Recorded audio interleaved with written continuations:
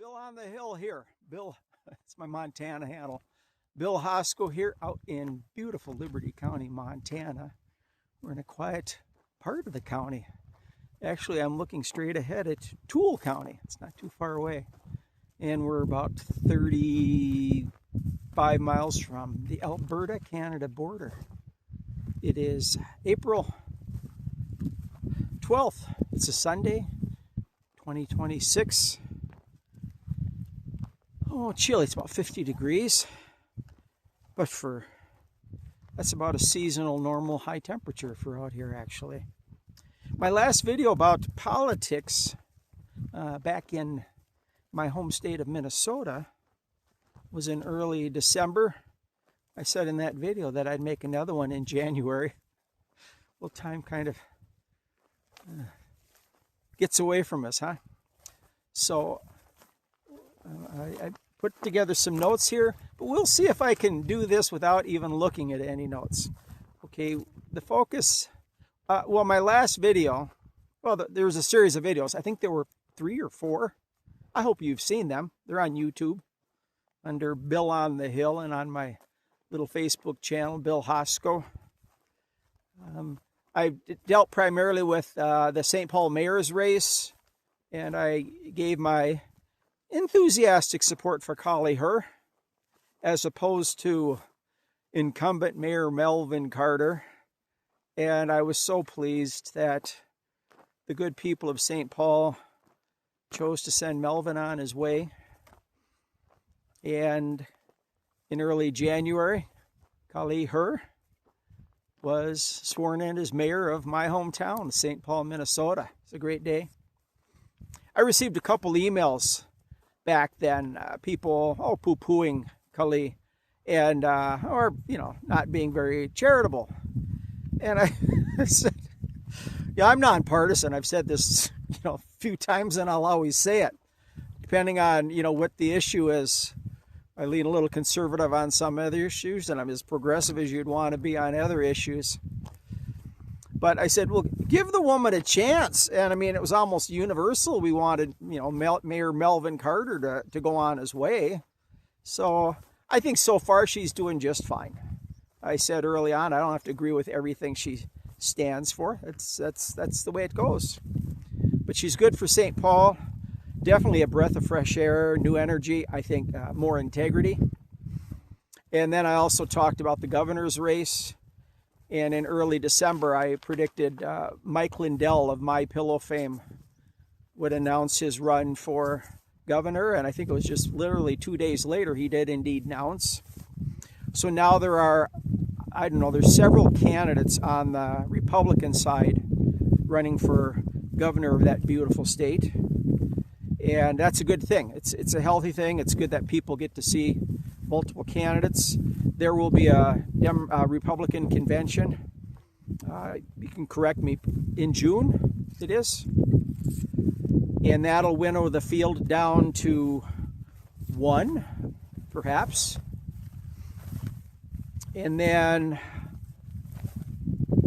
on the Democrat side, in December, I predicted Governor Walz would drop out of the race, and he would not do so voluntarily. He would do it, he'd basically be pushed out by higher up, sane Democrat leaders in Minnesota and larger Democrat-leaning donors in Minnesota.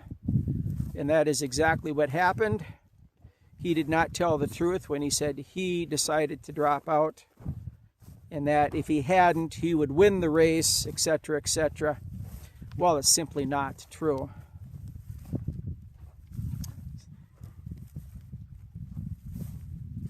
I just looked up Mike Lindell's articles online today and see if there's anything particular important. Other than I think he's said he's all in, and it'll be a healthy debate over the coming months with these other candidates. And the best Republican candidate will go forward. On the Democrat side, let's see here. It was in late January. Governor Walz announced he would not seek re-election in early January. It was in late January, Senator Amy Klobuchar announced she would seek the governor's seat in Minnesota. She's been a senator for some time now. I met her years ago when she was first running for senator. And a couple issues I have, and I mentioned this before, is the Democrats really should have multiple people seeking the opportunity so that at their convention there's a lot of good debate, good and thorough and honest and helpful debate. So far, it appears Senator Klobuchar, is the perhaps primary and only real Democrat candidate. The Star Tribune, Minneapolis Star Tribune, recently wrote a piece on Senator Klobuchar, and I don't believe that the Star Tribune is objective at all. They're subjective. They lean Democrat, and I don't like that. I wish it should not be hard to just be truly objective when you're a journalist, when you're a publication such as that is, who claim to be, nonpartisan. But regardless, it's the way it is. It's all fine. Pretty good piece.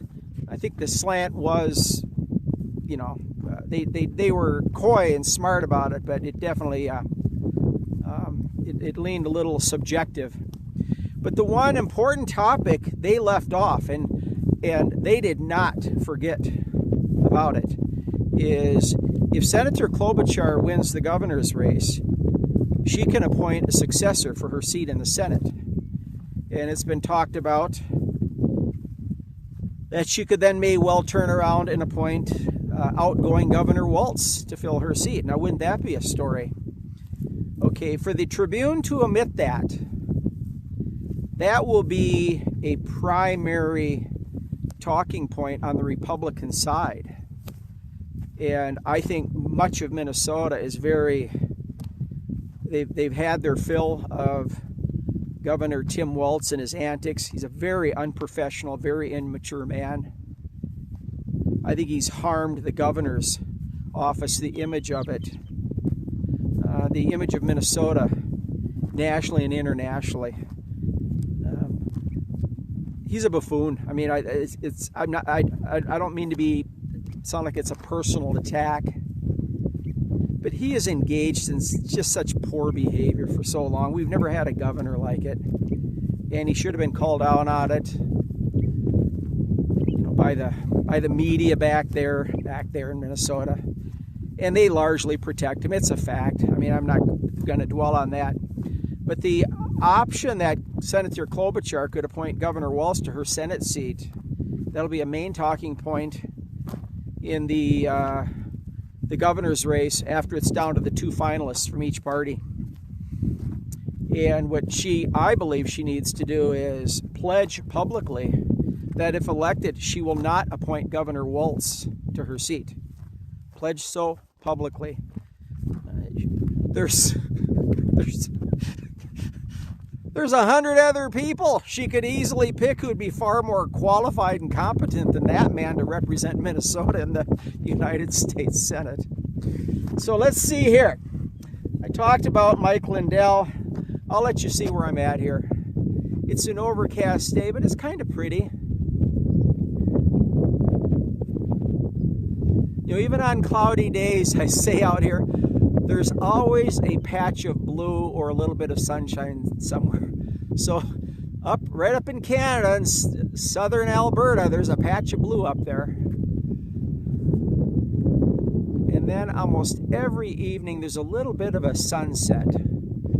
Tonight we may not get one, but that's okay. Just a little bit of a wind here today. This is definitely one of the more windy areas in America.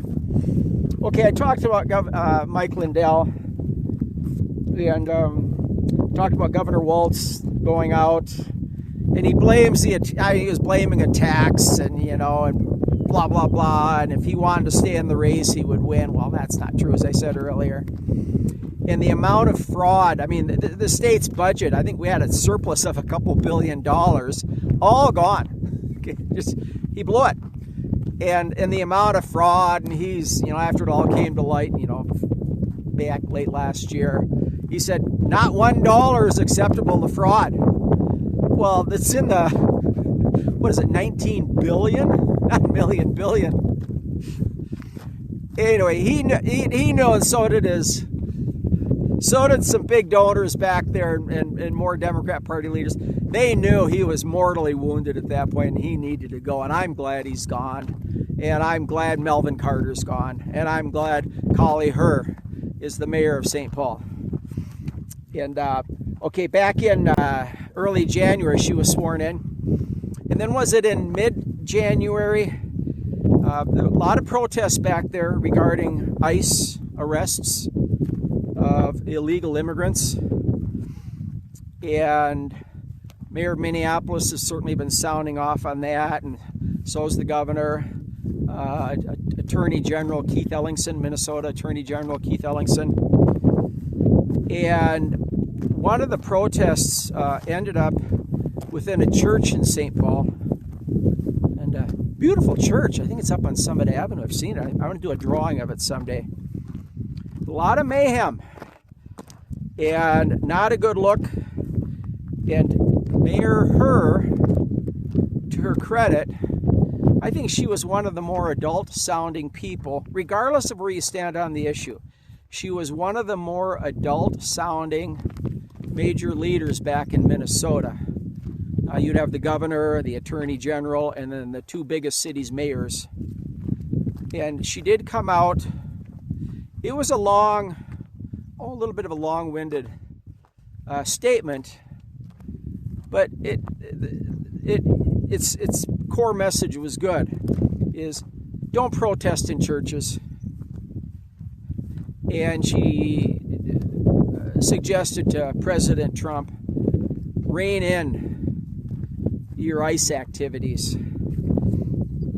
Now, Keith Ellingson, Attorney General Keith Ellingson, weighed in. And regarding the fraud, I think that man's going to be in trouble too. I'm just speaking objectively. Keith Ellingson weighed in, Attorney General Keith Ellingson. It's a First Amendment right to protest within a church. Well, here he's the top law enforcement officer in the state of Minnesota, and that's an absurd, untrue statement. And Mayor Herr of St. Paul, she said, stay out of the churches. I mean, stand outside. And then the other part of it was, President Trump, rein in your ICE activities. And I'm speaking objectively now. I am that way. At that time, and I think if all of us just look at it objectively, the three primary figures with the ICE activity, Department of Homeland Security, was Kristi Noem, a guy named, was it Bovino? And then Homan, is it Tom Homan? And all three of those people, come on, they were definitely enjoying their press conferences at that point and getting their faces in front of the camera, becoming show horses. And this is serious business. And they were getting out ahead of themselves and how they were becoming the stories. And then a second protester was shot and killed just days later. And so Mayor Herr was prophetic in telling President Trump to get a handle on your ICE people. And so right after that second shooting, Trump, he did fire Kristi Noem, reassigned her to a much lesser position as ambassador for the South Americas or something like that. Mr. Bovino, he is now retired. I think he was 56. And then Mr. Homan was kind of brought up. But even at that point, his, I'll call it rhetoric, had become much more tame. So Collie Herr, Mayor Herr, was the smart person in the room at that time. One of the things Mayor Herr is doing Some people don't like it, maybe on the Republican side, but she is engaging with people who do want to protest ICE activities. And this is America. It is free speech. Protests are welcome. Just don't break the law while you're doing it, or don't interfere. She's giving people guidance on how to best do it. And if you look at what she's doing, you may not agree with all of it. She's doing a good and smart thing. She wants to keep people safe. And so that's my summary. Mike Lindell's in the race. I think he has a very good shot. Just his persona, his rags to riches story. He's definitely an imperfect human being. We all are. I predict he'll be the nominee, and if he's not for the Republican Party, he will run independent of their endorsement. Senator Klobuchar is all but assured to be the nominee on the Democrat side. My concerns with her is, she's run for U.S. Senate, and she's been successful. When she ran for president, it didn't go anywhere. I didn't believe she would. I'm just speaking objectively. Her past record will get more scrutiny after that DFL convention than she's ever had before. And a lot of Minnesota they're very tired of Governor Walz. They want him to go away. They're very tired of the status quo. They're tired of the fraud, all of that. And Senator Klobuchar has been very close to Governor Walz. She's had a lot of staffing issues on record from other people, being abusive to staff members, very high turnover rate. I read she's had the highest staff turnover rate in anybody within the Senate. Her record as Hennepin County attorney will get a lot more airtime than it did previously. And the Tribune, the way they wrote, did their article, they tried to be objective, but they weren't. But it just kind of said, in the end, she's gonna, it's the seat's hers for the taking. Well, time will tell. So in conclusion, I'm glad St. Paul has a new mayor. Mayor Kali Her. I'm very glad Governor Tim Walz will be gone soon. But the thought of him being placed into the Senate by a governor-elect Klobuchar, not pleased with that thought at all. She needs to distance herself from that possibility and do so very publicly. If she's willing to do that, then she has a very good chance of winning. But if she's not willing to do that, my bet is on my pillow, Mr. Mike Lindell. So I'll show you around here real quick. Thank you for listening. We're in a unique spot. We're in kind of a coulee, a wash area from the mountains to the north. And the original rail line that came through this part of the world in the late 1800s came right through here. And you see that mound right behind me?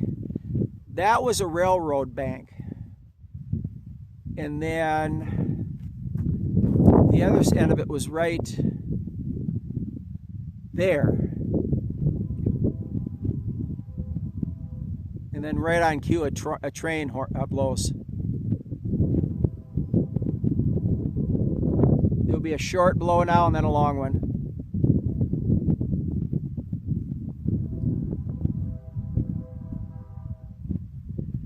Oh, I suppose it was back in the 1920s or 30s they rerouted the original rail line further south when they had earth-moving machinery. Back when this railroad was put in, man, it was shovels and hardy men and horses with scoops behind them. But also through here was the original Prairie Highway, not the one we're standing on. This is hard to believe, but this was the Roosevelt Highway, created across America in honor of Teddy Roosevelt, who was assassinated. Memorial Teddy Roosevelt Highway was put in across America, and I'm standing on what was the leg of that. And there's a lot of history out here. It's very interesting. Lots of history in Minnesota too. I think Montana and Minnesota, the histories are better than a lot of states. It's just my opinion. So thank you for listening. Isn't this beautiful? Okay. I was back in St. Paul in January to get a few more things. Have I moved out here permanently? Well, we'll walk just a little bit more. Have I moved out here permanently? Oh, maybe. I might go back. Maybe I'll try politics one more time back there. But I love it out here. Absolutely love it. A lot of people in Minnesota, Twin Cities area, they have a favorite place they like to escape to. Often it's a place up north. Or it might be Arizona or Texas or Florida. Mine is out here on the high plains. Let's see, you can see the train off in the distance there. Can you see that? Yeah. I love it out here. But when I was back in St. Paul is beleaguered. I think it's had for years, it's had incompetent leadership in City Hall and in the county level. And the pieces are there though for that city to become exceptional again. Will Mayor Herr be able to take some good steps to start raising it up again? I'm confident she'll definitely turn things around from the way the direction it was going under Mayor Melvin Carter. So there we go. Thank you for listening, and get out and vote if you're back in Minnesota. Participate. Okay, cheers. Right on time.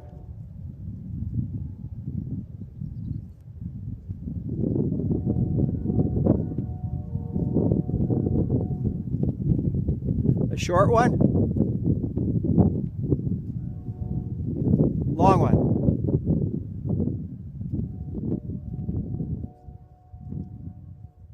Okay, cheers.